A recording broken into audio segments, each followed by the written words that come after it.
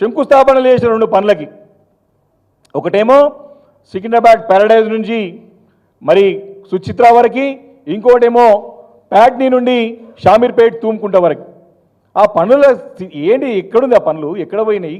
గాలి అక్కడ శంకుస్థాపన ఫౌండేషన్ స్టోన్ వేయాలి, గాలికి వదిలేయాలి. దాని నిధులు ఎక్కడ? ఆ డిఫెన్స్ వాళ్ళతో చర్చలు జరుగుతున్నాయా?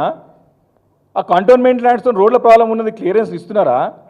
ఎవరు చెప్పాలి దీని గురించి, ఎవరు మాట్లాడాలి దీని గురించి? దాన్ని కూడా గాలికి వదిలేసినారు.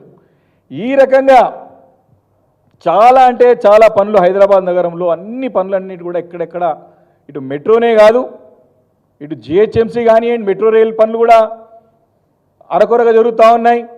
అవసరం ఉన్న చోట ప్రతిపాదించకుండా, పనులు జరగకుండా ఊహల్లో ఉన్నట్టు నగరానికి తీసుకెళ్లే ప్రయత్నం చేస్తూ ఉన్నారు.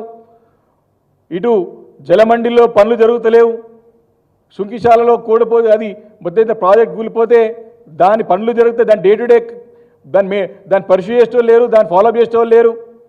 ఈరోజు జిహెచ్ఎంసీలో మొత్తం కూడా పాలన పడికేసింది. వారు చేసినటువంటి పనులతో ఈరోజు డెంగ్యూ జ్వరాలతోని, మలేరియాతోని, ఈరోజు అనేక జ్వరాలతోని అనేక రోగాల బారిన పడుతూ ఉన్నారు ప్రజలు. ఈ రకంగా హైదరాబాద్ అంతా కూడా అస్తవ్యస్తంగా అయిపోయినది. కాబట్టి మేము గతంలో నగరాన్ని చక్కగా ఒక బ్యూటిఫుల్ సిటీగా తీర్చిదిద్ది మరి ముందు తీసుకెళ్తా ఉంటే దానికి అన్నింటినీ కూడా బ్రేకులు వేసి అన్నీ మేము చేపట్టిన మంచి కార్యక్రమాలన్నీ రద్దు చేసి వారు ఏవో చేస్తామని చేయలేక, చెప్పలేక, మాట్లాడలేక, ప్రాతినిధ్యం లేక ప్రజలు ఈరోజు బాధపడుతున్న సంగతిని మరి సందర్భంగా నేను మనవి చేసుకుంటూ, ముఖ్యంగా ఈరోజు ప్రధానంగా ఒకటే డిమాండ్ చేస్తూ ఉన్నాం బీఆర్ఎస్ పార్టీ నుండి.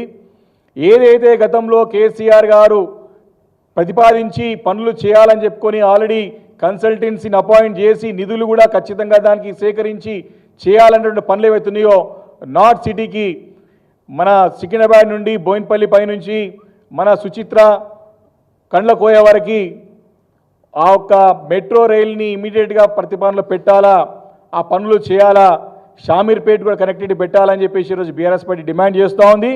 దీనిపైన ఇప్పటికే పెద్ద ఎత్తున ప్రజల నుంచి ఉద్యమాలు, ఆందోళనలు, ధర్నాలు జరుగుతూ ఉన్నాయి.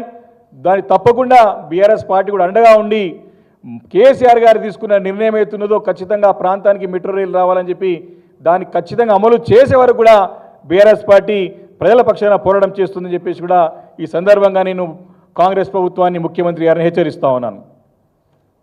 చలో, థ్యాంక్ యూ.